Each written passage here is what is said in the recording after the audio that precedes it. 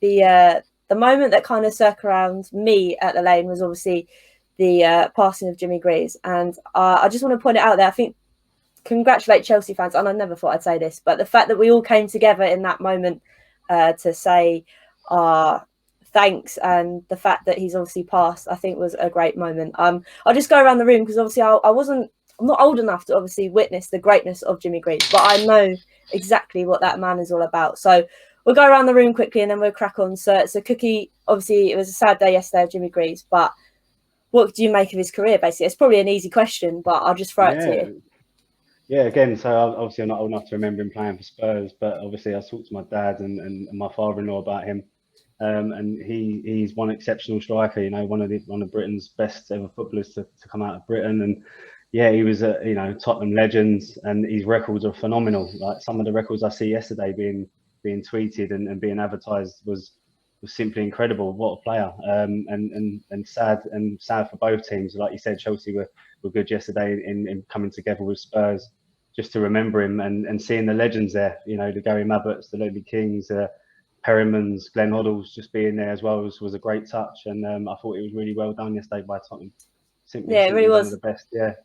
It's not very often I congratulate Tottenham on doing something well, but Mitch, I think that was kind of a coming together yesterday.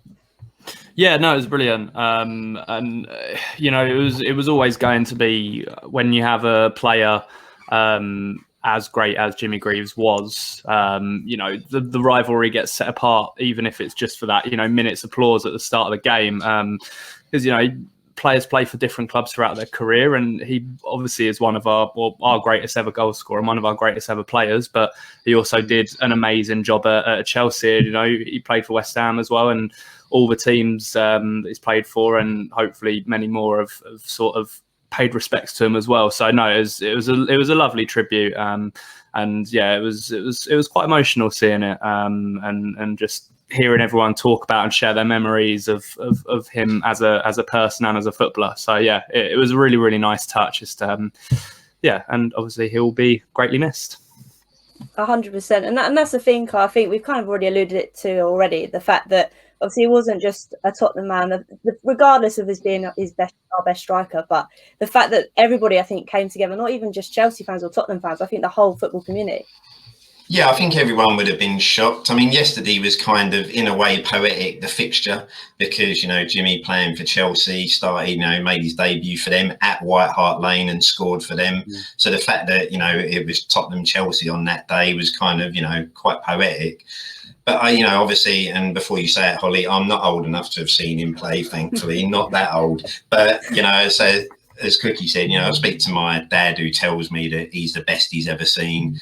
And for the younger supporters, when you look at those numbers, you are looking at the original Lionel Messi and Cristiano Ronaldo, because Jimmy Greaves was them back then. He was putting numbers up that were just frightening and unbelievable. So I think all of football missed him. Great character. I think, I grew up with Saint and Greavesy on a Saturday morning, which kind of like the original Soccer Saturday.